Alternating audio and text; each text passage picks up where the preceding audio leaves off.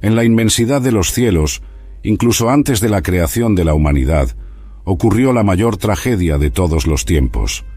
Un tercio de los ángeles, liderados por aquel que era el más bello de todos, el portador de la luz, se levantó contra el propio Creador. Lo que pocos saben es que, después de su caída, estos seres celestiales intentaron regresar a la presencia de Dios. La respuesta que recibieron cambiaría para siempre el destino no solo de ellos, sino de toda la humanidad. Hoy descubrirás una verdad que transformará tu comprensión sobre el arrepentimiento, la justicia y las consecuencias eternas. La gloria perdida. Antes del tiempo tal como lo conocemos, incluso antes de que la primera luz tocara la faz de la tierra, existía un ser de incomparable belleza. En la Biblia, Satanás es llamado por varios nombres y títulos que indican su naturaleza como enemigo de Dios y de todo lo que él ama. Pero antes era conocido como Lucifer, que proviene del latín lux, que significa luz, y ferre, llevar, portar o estrella de la mañana. Como nos revela el profeta Ezequiel, tú eras el querubín ungido para cubrir, y te establecí. En el monte santo de Dios estabas, caminabas entre las piedras encendidas. Ezequiel 28:14. La perfección de Lucifer no era solo en su apariencia. Poseía una posición única en la jerarquía celestial. Como un querubín ungido, su función era liderar los alabanzas celestiales. Cada nota musical que emanaba de su ser era una expresión pura de adoración al Creador. El profeta Ezequiel nos da una descripción detallada de esta gloria inicial. Eras perfecto en tus caminos desde el día en que fuiste creado hasta que se halló iniquidad en ti. Ezequiel 28:15. En la jerarquía celestial, Lucifer ocupaba una posición privilegiada entre los querubines, seres angelicales de más alta orden. El libro del profeta Isaías nos da vislumbres de esta realidad al declarar: «¿Cómo caíste del cielo, oh estrella de la mañana, hijo de la aurora?» Isaías 14:12. Esta no era una simple posición administrativa, era un cargo de inmenso poder y responsabilidad espiritual. En el proyecto divino, cada ángel tenía su función específica. Mientras algunos eran mensajeros, otros eran guerreros y otros aún eran adoradores. Lucifer combinaba múltiples roles en su ser. Las Escrituras nos revelan que estaba cubierto de piedras preciosas. Toda piedra preciosa era tu cobertura: sardónica, topacio, diamante, turquesa, ónix, jaspe, zafiro, carbunclo, esmeralda y oro. Ezequiel 28:13. Su música era una expresión perfecta de adoración. El mismo versículo continúa diciendo: «Tus tambores y tus pífanos fueron preparados el día en que fuiste creado». Cada nota que emanaba de su ser era una sinfonía celestial que resonaba por los corredores del cielo, conduciendo a multitudes de ángeles en adoración al Creador. La presencia de Lucifer causaba admiración. Su esplendor era tan intenso que otros seres celestiales se maravillaban con su belleza. Como un sello de perfección, llevaba en sí la sabiduría y la hermosura en su completitud. El mismo Dios lo había hecho así, como testifica la Escritura: «Eras el sello de la perfección, lleno de sabiduría y perfecto en hermosura». Ezequiel 28:12. En el intrincado plan de Dios, cada ser celestial tenía su propósito específico. El libre albedrío era un don precioso concedido no solo a los humanos que serían creados, sino también a los ángeles. Esta libertad de elección era una expresión del amor divino, permitiendo que cada ser optara por servir al Creador por devoción genuina. Sin embargo, algo comenzó a cambiar en el corazón de Lucifer. La Escritura nos revela el momento exacto de esta transformación.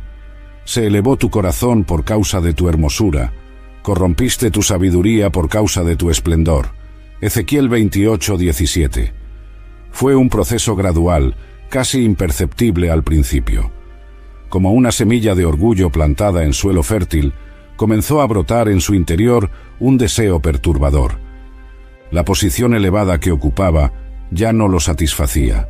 Sus pensamientos comenzaron a dirigirse hacia una ambición mayor. El profeta Isaías nos da un vistazo de estos pensamientos. Subiré por encima de las nubes más altas y seré semejante al Altísimo. Isaías 14, 14. Era el inicio de una corrupción que cambiaría para siempre el curso de la historia celestial. La belleza y la sabiduría, que antes eran instrumentos de adoración, se convirtieron en fuente de vanidad. El esplendor que debía reflejar la gloria del Creador comenzó a alimentar un deseo de autopromoción. La música que antes era pura adoración empezó a cargar notas de rebelión. La corrupción de Lucifer se profundizó silenciosamente. Como guardián del trono, él testimoniaba diariamente la adoración prestada al Altísimo. Con el tiempo, un pensamiento insidioso comenzó a crecer. ¿Por qué él mismo no podría recibir tal adoración? Las Escrituras nos muestran sus 5 haré que revelan la extensión de su ambición. Subiré al cielo, por encima de las estrellas de Dios exaltaré mi trono, y en el monte de la congregación me sentaré. Subiré sobre las alturas de las nubes, seré semejante al Altísimo. Isaías 14, 13, 14. Lo que antes era perfecta armonía comenzó a dar lugar a una disonancia sutil. Los ángeles, bajo su liderazgo, comenzaron a percibir cambios en su comportamiento. Su música, antes pura adoración, ahora cargaba notas de autodivisión. Su brillo, que antes reflejaba la gloria divina, ahora parecía buscar su propia exaltación. Este fue el inicio de la primera mancha en el universo perfecto de Dios. La iniquidad encontrada en Lucifer no era una simple falla, era una elección consciente de rechazo a la soberanía divina.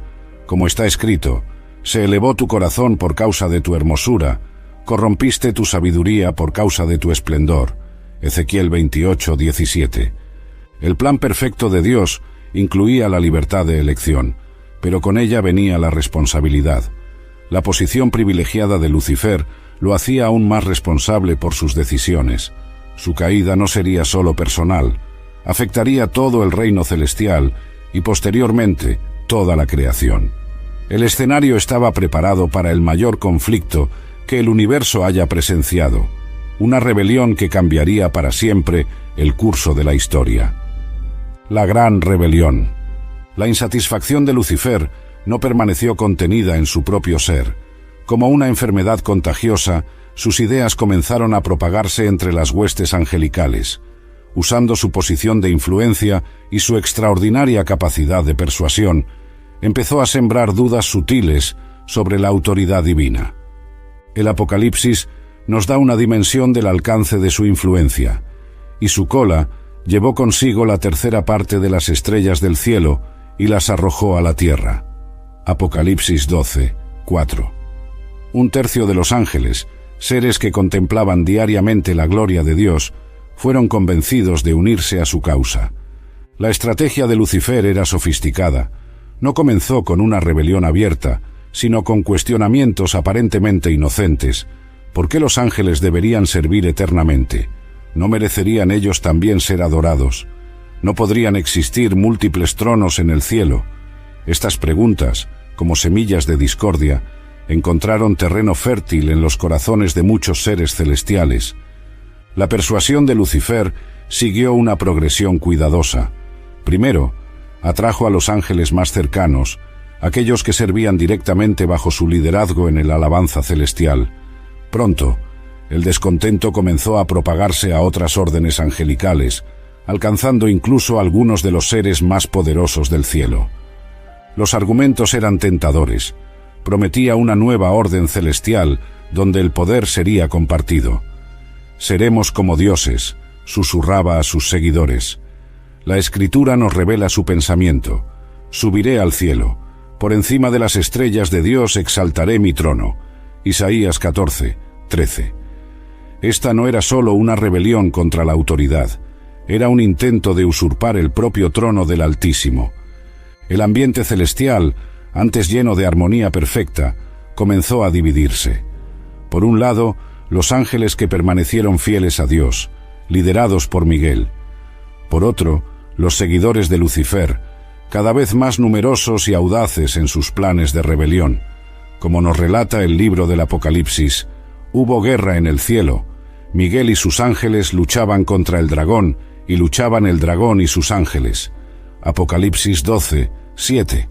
La tensión crecía a cada momento. Lo que comenzó como susurros de descontento, pronto se transformó en una conspiración abierta. Los corredores celestiales, antes llenos solo de alabanzas, ahora resonaban con murmullos de rebelión y planes de insurrección. El momento del enfrentamiento final se acercaba. Lucifer, ahora transformado en adversario, reunió su ejército de ángeles rebeldes para el combate decisivo. La Escritura nos da una visión dramática de este momento. Y fue precipitado el gran dragón, la antigua serpiente, llamada el Diablo, y Satanás, que engaña a todo el mundo. Fue precipitado a la tierra, y sus ángeles fueron arrojados con él. Apocalipsis 12, 9. El conflicto que siguió fue más allá de la comprensión humana. El poder divino se manifestó a través del arcángel Miguel y los ángeles fieles. No fue una batalla equilibrada. Era el poder creado contra el poder del Creador. La victoria ya estaba determinada desde el principio, pero la justicia divina permitió que cada ser hiciera su elección definitiva. La expulsión fue instantánea y definitiva. Como un relámpago, Lucifer y sus seguidores fueron arrojados de los cielos. Jesús mismo testificó este momento. Yo veía a Satanás, como un rayo, caer del cielo. Lucas 10, 18. Aquel que había sido el querubín ungido, ahora se convertía en el adversario, el acusador, el padre de la mentira. El impacto de esta caída reverberó por todo el universo. El tercio de los ángeles que eligió seguir a Lucifer no solo perdió su posición, sino también su gloria. Sus naturalezas fueron corrompidas, transformándolos en demonios, seres dedicados a oponerse a todo lo divino. La transformación fue más allá de la apariencia. Los ángeles caídos perdieron el derecho de habitar en las esferas celestiales, como está escrito en 2 Pedro 2, 4, porque Dios no perdonó a los ángeles que pecaron, sino que los arrojó al infierno, entregándolos a cadenas de oscuridad para ser reservados para el juicio. El cielo, ahora purificado de la rebelión, retomó su armonía original, pero una marca indeleble había sido hecha en la historia del universo, la primera mancha del pecado, la primera elección contra el Creador. Esta caída establecería el patrón para todas las futuras rebeliones, incluida la que vendría a ocurrir en el jardín del Edén. Los ángeles que permanecieron fieles fueron testigos del precio de la rebelión. La justicia divina se había manifestado de manera inequívoca, como está escrito en Judas 1, 6. Y a los ángeles que no guardaron su posición de autoridad, sino que abandonaron su propia morada, Él los ha reservado en prisiones eternas en la oscuridad. La gran rebelión había terminado, pero sus consecuencias apenas comenzaban. El universo ahora conocía el significado de la elección, del libre albedrío y del precio de la desobediencia. Pero lo que pocos saben es que esta no fue la última vez que los ángeles caídos intentarían regresar a la presencia de Dios. El arrepentimiento tarde. En el vacío sombrío del exilio, lejos de la luz de la presencia divina, una realidad aterradora comenzó a instalarse entre los ángeles caídos.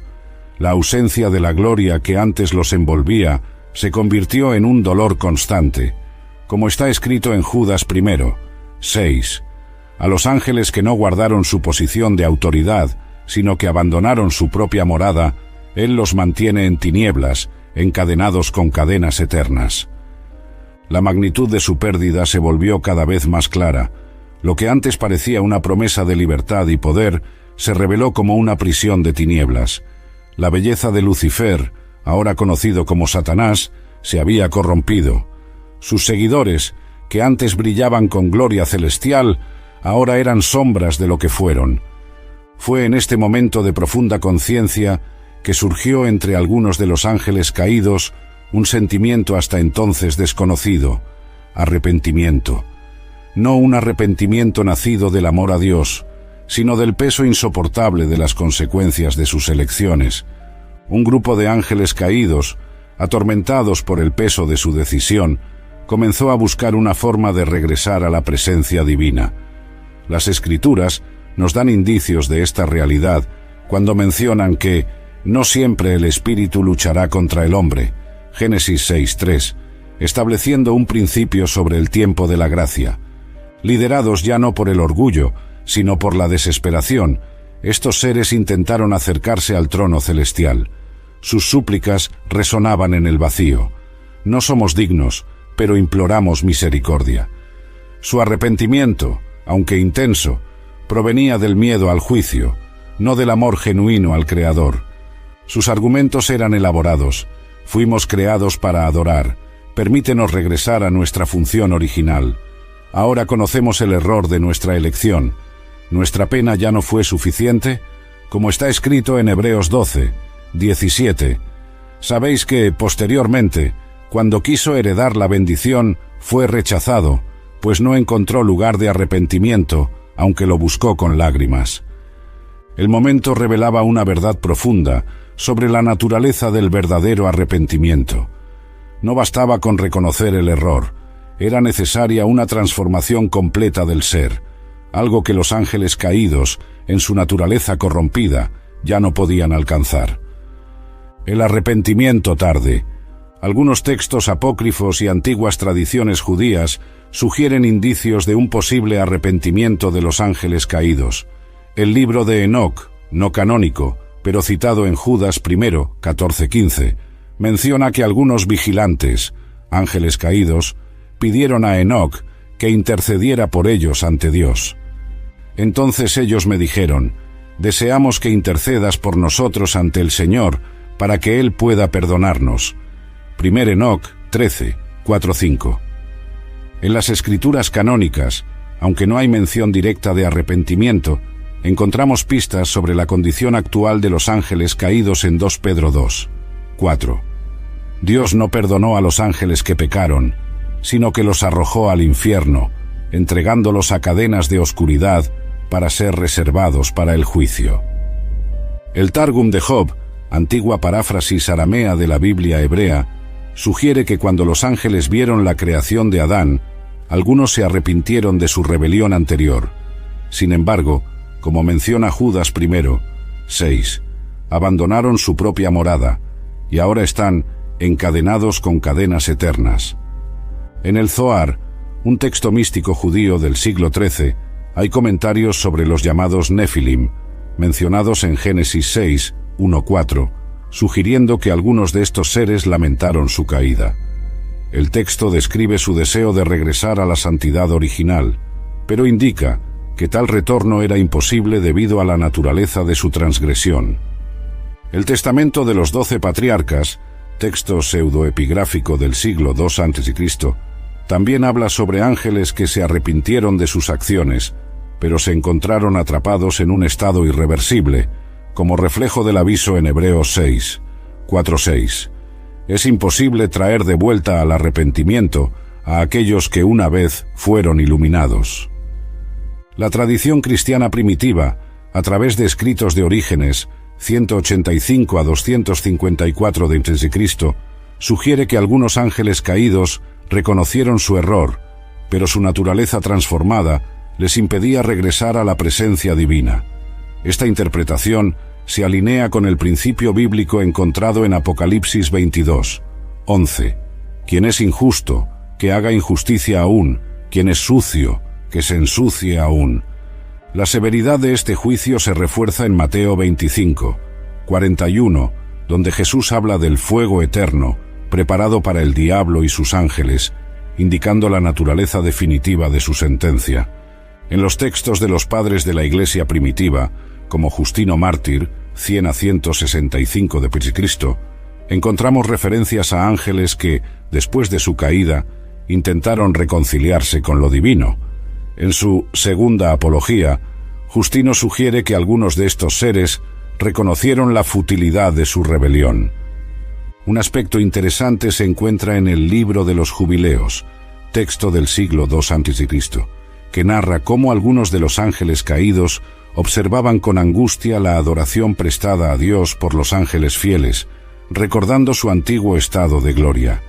Este texto, aunque no canónico, era bien conocido en las comunidades judías antiguas. El Apocalipsis de Pedro, siglo II d.C., contiene un pasaje donde los ángeles caídos son descritos en estado de profundo tormento, no solo por el castigo, sino por la conciencia de lo que habían perdido. Esto ecoa el principio bíblico encontrado en Santiago 2, 19. Hasta los demonios creen y tiemblan. La literatura patrística, especialmente a través de Tertuliano, 160 a 22, 20, sugiere que la imposibilidad de redención de los ángeles caídos no se debía a la falta de arrepentimiento, sino a la naturaleza de su transgresión original, una elección consciente hecha con pleno conocimiento de la gloria divina. La respuesta divina, la respuesta de Dios al intento de reconciliación de los ángeles caídos, está intrínsecamente ligada a la naturaleza de la justicia divina, como está escrito en Éxodo 34, 7. El Señor es compasivo y misericordioso, pero de ninguna manera deja inocente al culpable. Los textos sagrados revelan un principio fundamental a través del profeta Malaquías 3, 6, porque yo, el Señor, no cambio. Esta inmutabilidad divina se extiende a sus decisiones judiciales, como se registra en Números 23, 19. Dios no es hombre para que mienta, ni hijo del hombre para que se arrepienta. La justicia divina, manifestada en la expulsión de los ángeles rebeldes, estableció un precedente eterno, como se afirma en 2 Pedro 2, 4. Porque Dios no perdonó a los ángeles que pecaron, sino que los arrojó al infierno, entregándolos a cadenas de oscuridad. La severidad de esta respuesta divina se comprende mejor cuando examinamos las Escrituras. En Malaquías 3, 6, Dios declara: «Yo soy el Señor, no cambio». Esta inmutabilidad divina se extiende a sus sentencias judiciales, especialmente cuando involucran transgresiones conscientes contra su soberanía. Jesús mismo refuerza esta verdad en Mateo 25, 41, hablando del fuego eterno preparado para el diablo y sus ángeles. La eternidad de esta sentencia no es una demostración de falta de misericordia, sino una consecuencia de la naturaleza de la transgresión, una rebelión consciente hecha con pleno conocimiento. El libro de Judas refuerza esta posición cuando habla de los ángeles que no guardaron su posición de autoridad. Judas 1, 6, indicando que sus cadenas eternas son una consecuencia directa de una elección hecha con pleno entendimiento de sus implicaciones. La tradición cristiana antigua, a través de Agustín de Hipona, 354 a 430 d.C., argumenta que la imposibilidad de redención de los ángeles Adobe Acrobat, your team's home base, collaborate within a shared PDF space. You've got your docs, your plans, your specs, and then invite the crew to build what's next. They talk up the teamwork, here's an updated render. They think that this design could be a contender. And when somebody wonders what's the next step, AI helps you finish the rest. Bolts are tight, now your plan's refined. Run a smoother business when you're all aligned. Do that with Acrobat. Learn more at adobe.com/do-that-with-Acrobat. ángeles caídos está ligada al hecho de que pecaron en la presencia directa de la gloria divina, sin ningún tipo de engaño o tentación externa. La respuesta divina estableció un precedente sobre el peso de las elecciones conscientes. En Hebreos 10, 26-27 encontramos un principio paralelo. Si continuamos pecando deliberadamente, después de haber recibido el conocimiento de la verdad, ya no queda sacrificio por los pecados, sino solamente una terrible expectativa de juicio. Esta verdad se refuerza en Apocalipsis 20, 10, que habla del destino final del adversario. El diablo, que los engañaba, fue lanzado al lago de fuego y azufre, y serán atormentados día y noche por los siglos de los siglos. Esta sentencia final demuestra la irreversibilidad de ciertas elecciones espirituales. Juan Crisóstomo, 347 a 407 d.C., en sus homilías, explica que la respuesta divina a los ángeles caídos sirve como un recordatorio eterno de la seriedad de la rebelión contra el Creador. Esta interpretación es apoyada por Apocalipsis 12, 12. Ay de los habitantes de la tierra, porque el diablo descendió hasta vosotros, lleno de gran ira, sabiendo que le queda poco tiempo. La tradición ortodoxa oriental, a través de los escritos de Juan Damasceno, 676 a 749 d.C., sugiere que la respuesta divina no fue solo punitiva, sino también protectora, preservando el orden celestial para futuras rebeliones. La respuesta de Dios reveló una verdad eterna sobre la justicia divina. Cuando pecamos con pleno conocimiento, las consecuencias son más severas. Los ángeles que se rebelaron no pecaron por ignorancia. Vieron la gloria de Dios cara a cara y aún así eligieron rebelarse. El Señor, en su infinita sabiduría, estableció que algunas elecciones son definitivas. Guardad también las murmuraciones, como algunos de ellos murmuraron y fueron destruidos por el destructor. Nos alerta 1 Corintios 10:10. Esta advertencia nos recuerda que quejarse contra la autoridad divina tiene consecuencias graves. La sentencia fue clara, y a los ángeles que no guardaron su posición de autoridad, sino que abandonaron su propia morada, Él los ha reservado en prisiones eternas en la oscuridad. Judas 1:6. No hubo apelación ni segunda oportunidad. El juicio divino fue definitivo. Esta respuesta nos enseña sobre el poder de las elecciones. Cuando decidimos ir contra Dios teniendo pleno conocimiento, las consecuencias son mayores. Como está escrito, porque es imposible que aquellos que una vez fueron iluminados y cayeron, sean otra vez renovados para arrepentimiento. Hebreos 6:4-6. Esta verdad sobre el juicio divino nos revela algo profundo sobre la naturaleza de Dios. Aunque Él es misericordioso, también es justo. Justicia y juicio son la base de tu trono. Misericordia y verdad van delante de tu rostro. Salmos 89:14. El destino de los ángeles caídos sirve como una advertencia eterna. Jesús mismo dijo: «Yo vi a Satanás caer del cielo como un relámpago». Lucas 10:18. Esta caída no fue solo física, sino una separación eterna de la presencia de Dios. Al observar este juicio divino, vemos que Dios no actúa por impulso o emoción. Su justicia es perfecta, y sus decisiones se basan en su santidad eterna. Como está escrito, los juicios del Señor son verdaderos y todos son igualmente justos. Salmos 19:9. La respuesta de Dios a los ángeles caídos estableció un precedente eterno. No podemos jugar con la gracia divina. El verdadero arrepentimiento debe venir en el momento oportuno, mientras aún hay oportunidad. Como advierte Pablo, aquí y ahora es el tiempo aceptable, aquí y ahora es el día de la salvación. 2 Corintios 6:2. Lecciones para la eternidad. ¿Qué podemos aprender de esta historia que cambió para siempre el destino del universo? Primero, que nuestras elecciones tienen consecuencias eternas. Como está escrito, no os engañéis, Dios no se deja burlarse, porque todo lo que el hombre siembra, eso también cosechará. Gálatas 6:7. El tiempo de la gracia es precioso y limitado. La Escritura nos advierte: buscad al Señor mientras se puede hallar, invocadlo mientras está cerca. Isaías 55:6. El ejemplo de los ángeles caídos nos muestra que existe un punto sin retorno en las elecciones espirituales. La presunción es un pecado peligroso. Pensar que siempre habrá tiempo para el arrepentimiento es ignorar la seriedad del pecado. Todo el que practica el pecado es esclavo del pecado. Juan 8:34. Los ángeles que se rebelaron presumieron que podrían desafiar la autoridad divina y luego volver atrás. También hay una lección sobre el orgullo. Las Escrituras nos alertan: Dios resiste a los soberbios, pero da gracia a los humildes. Santiago 4:6. El orgullo fue lo que llevó a la primera rebelión en el universo, y continúa siendo una trampa peligrosa. El conocimiento trae responsabilidad.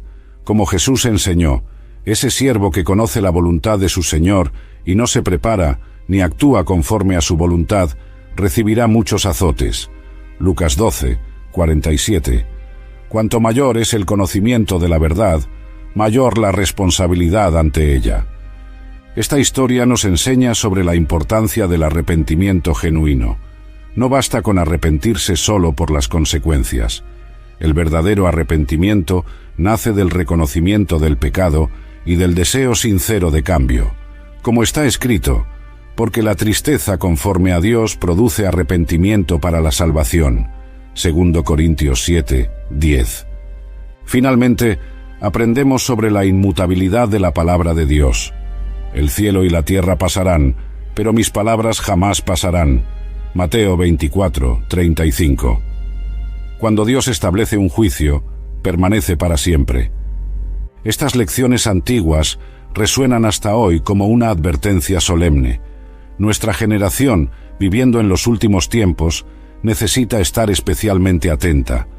Todas estas cosas les sobrevinieron como ejemplos y fueron escritas para advertencia nuestra, de nosotros, para quienes los fines de los siglos han llegado. 1 Corintios 10, 11. El ejemplo de los ángeles caídos permanece como un memorial eterno del peligro de la rebelión espiritual, como está escrito en Hebreos 3, 15. Hoy, si escucháis su voz, no endurezcáis vuestros corazones. Esta historia nos recuerda que la eternidad está en juego en nuestras decisiones diarias. Cada elección nos acerca o nos aleja de Dios. Escoge, pues, la vida para que vivas tú y tu descendencia. Deuteronomio 30, 19. Finalmente, aprendemos que Dios es tanto justo como misericordioso. Su justicia es perfecta y su misericordia está disponible para todos los que se arrepienten verdaderamente, mientras hay tiempo. Como está escrito, el Señor no demora su promesa, no quiere que nadie perezca, sino que todos vengan al arrepentimiento. 2 Pedro 3, 9. El poder de las elecciones diarias. Toda gran caída comienza con pequeñas elecciones. Como está escrito, atended a vuestras maneras. Ageo 1, 7. El ejemplo de los ángeles nos muestra que incluso los más cercanos a Dios pueden caer cuando comienzan a hacer elecciones erradas. Nuestras decisiones diarias moldean nuestro destino eterno. El camino de los justos es como la luz de la aurora, que va brillando más y más hasta ser día perfecto. Proverbios 4, 18. Cada elección que hacemos nos acerca o nos aleja de la luz divina. El peligro está en minimizar los pequeños compromisos. Atrápanos a las zorros, a las zorrillas que destrozan los viñedos. Cantares 2, 15. Son las pequeñas concesiones las que abren camino para las grandes caídas. Un pensamiento no corregido se convierte en una acción en un hábito, y un hábito moldea el destino. Jesús nos alertó: vigilen y oren, para que no entren en tentación. El espíritu está dispuesto, pero la carne es débil. Mateo 26, 41. Nuestras elecciones comienzan en la mente, donde libramos nuestras primeras batallas. El apóstol Pablo nos enseña sobre la importancia de guardar nuestros pensamientos, llevando todo pensamiento cautivo a la obediencia de Cristo. 2 Corintios 10, 5.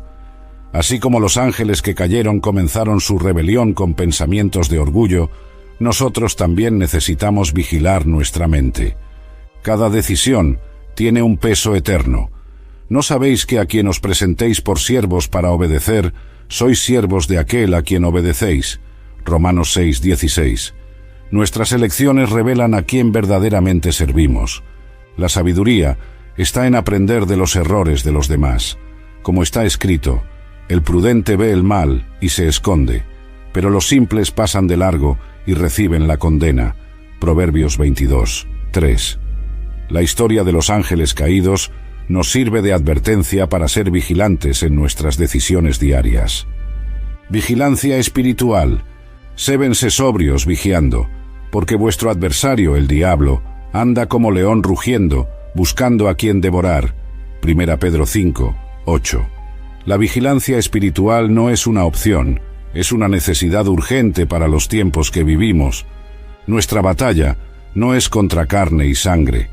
El apóstol Pablo nos advierte: porque no luchamos contra carne y sangre, sino contra principados, contra potestades, contra los gobernantes de las tinieblas de este siglo, contra huestes espirituales de maldad en las regiones celestiales. Efesios 6, 12. La caída de los ángeles nos enseña que nadie está inmune al peligro espiritual. Así que, el que piensa estar firme, mire que no caiga. 1 Corintios 10, 12. La vigilancia comienza con humildad, reconociendo nuestra necesidad constante de protección divina. Jesús nos enseñó sobre la importancia de la vigilancia a través de varias parábolas. Lo que os digo a vosotros, lo digo a todos: vigilen. Marcos 13, 37. Esto no es una sugerencia, sino un mandato directo de nuestro Señor. La vigilancia espiritual exige disciplina diaria. Jesús nos enseñó que el espíritu está dispuesto, pero la carne es débil.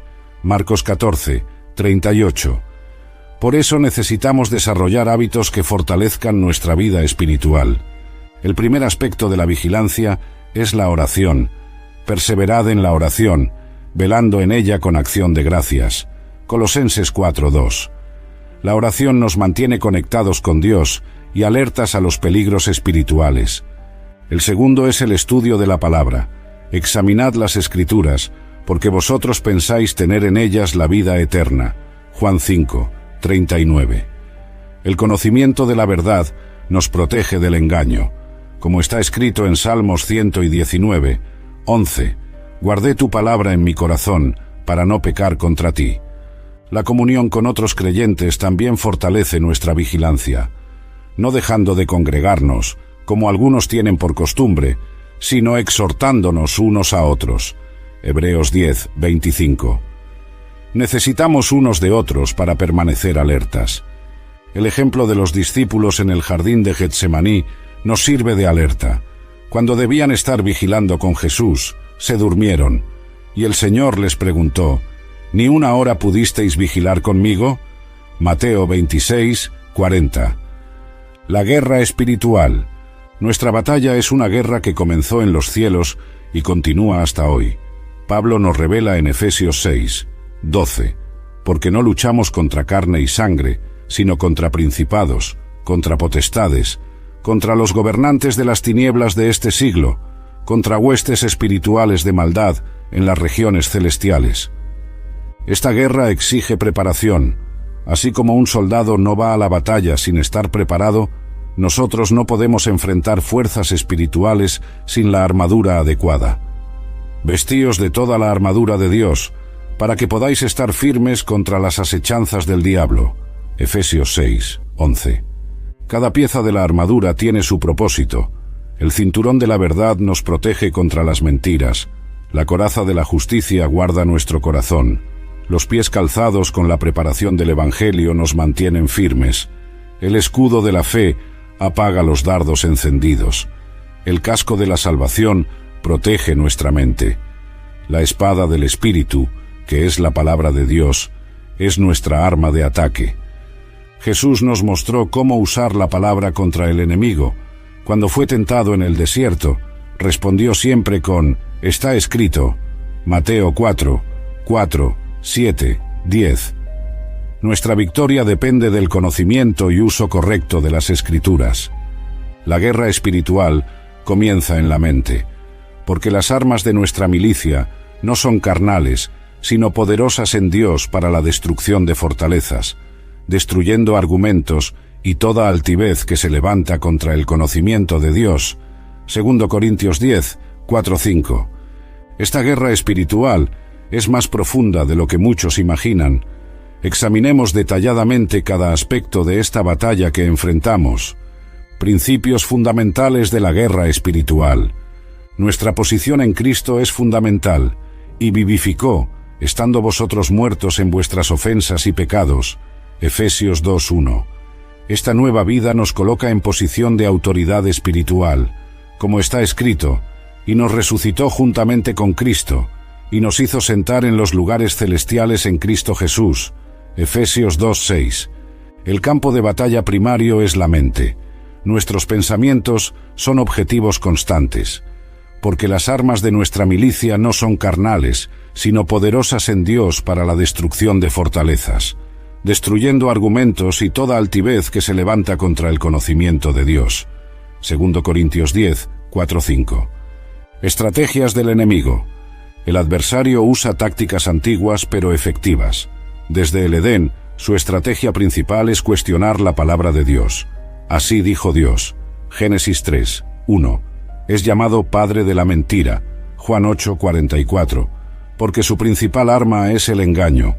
Sus tácticas incluyen acusación, el acusador de nuestros hermanos, Apocalipsis 12, 10. Engaño, el mismo Satanás se transfigura en ángel de luz, 2 Corintios 11, 14. Tentación, para que no seáis tentados por causa de vuestra incontinencia, 1 Corintios 7, 5. Opresión, como Dios ungió a Jesús, curando a todos los oprimidos por el diablo, Hechos 10, 38. Nuestro poder en la guerra espiritual. El que está en vosotros es mayor que el que está en el mundo. 1 Juan 4, 4. Nuestra autoridad viene directamente de Cristo. He aquí que os doy poder para pisar serpientes y escorpiones, y toda fuerza del enemigo, y nada os dañará. Lucas 10, 19. Áreas de batalla específicas. La batalla por la mente. Transformaos mediante la renovación de vuestra mente. Romanos 12, 2.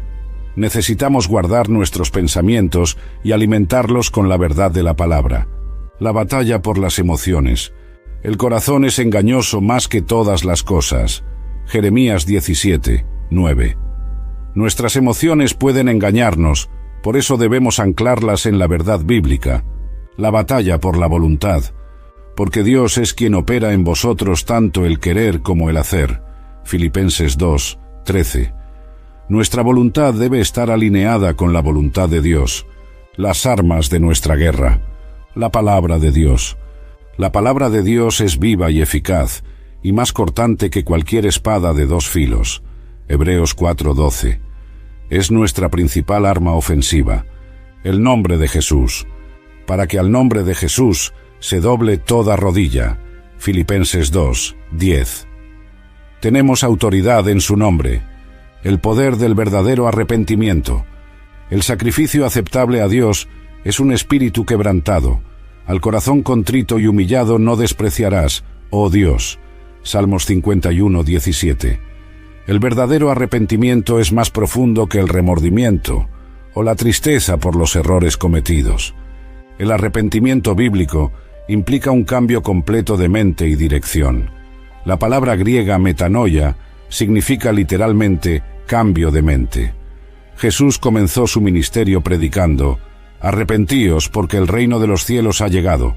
Mateo 4:17. A diferencia de los ángeles caídos, tenemos la oportunidad de un arrepentimiento genuino.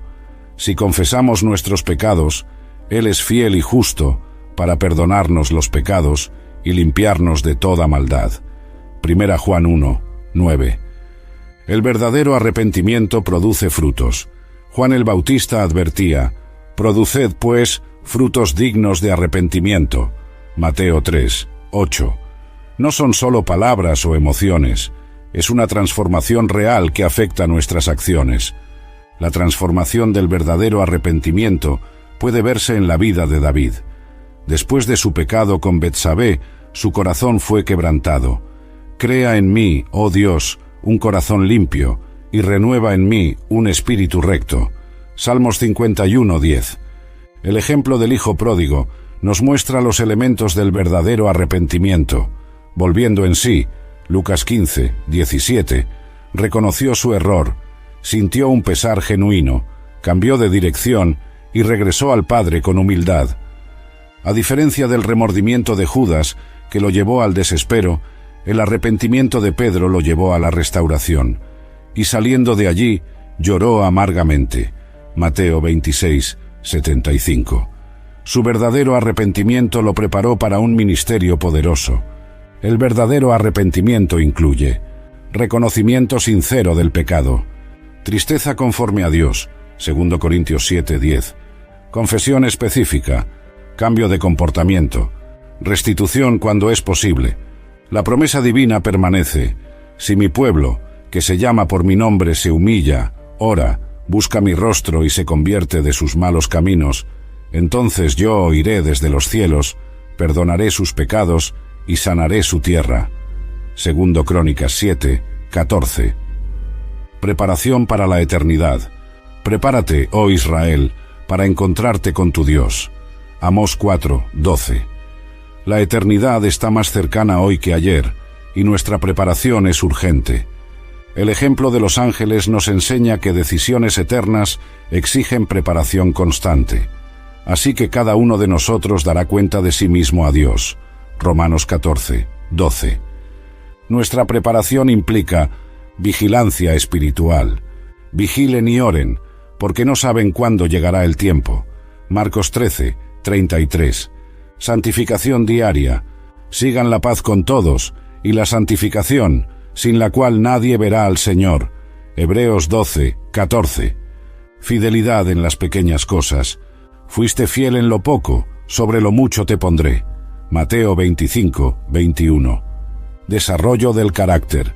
Y no solo esto, sino también nos glorificamos en las tribulaciones, sabiendo que la tribulación produce paciencia, y la paciencia prueba, y la prueba esperanza. Romanos 5, 3, 4. Desarrollo de la intimidad con Dios, para que el Dios de nuestro Señor Jesucristo, el Padre de la Gloria, les dé en su conocimiento el espíritu de sabiduría y revelación. Efesios 1, 17. Nuestra eternidad comienza con nuestra relación con Dios aquí. Inversión en valores eternos. No acumulen tesoros en la tierra, sino acumulen tesoros en el cielo. Mateo 6, 19, 20. Nuestras elecciones diarias tienen impacto eterno. Amor a los demás. Por esto todos sabrán que sois mis discípulos, si tenéis amor los unos por los otros. Juan 13, 35. El amor es la marca de la preparación para la eternidad. Jesús nos alertó sobre la importancia de la preparación a través de la parábola de las 10 vírgenes. Mateo 25, 1-13.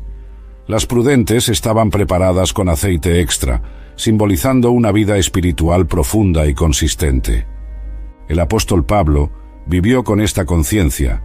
He peleado la buena batalla, he acabado la carrera, he guardado la fe. Por lo demás, me está guardada la corona de justicia. 2 Timoteo 4, 7, 8. Nuestra preparación debe ser intencional y constante, pues no saben el día ni la hora en que el Hijo del Hombre ha de venir. Mateo 25, 13. La eternidad está ante nosotros. Como está escrito, ¿qué es vuestra vida? Un vapor que aparece por un poco y luego se desvanece. Santiago 4, 14.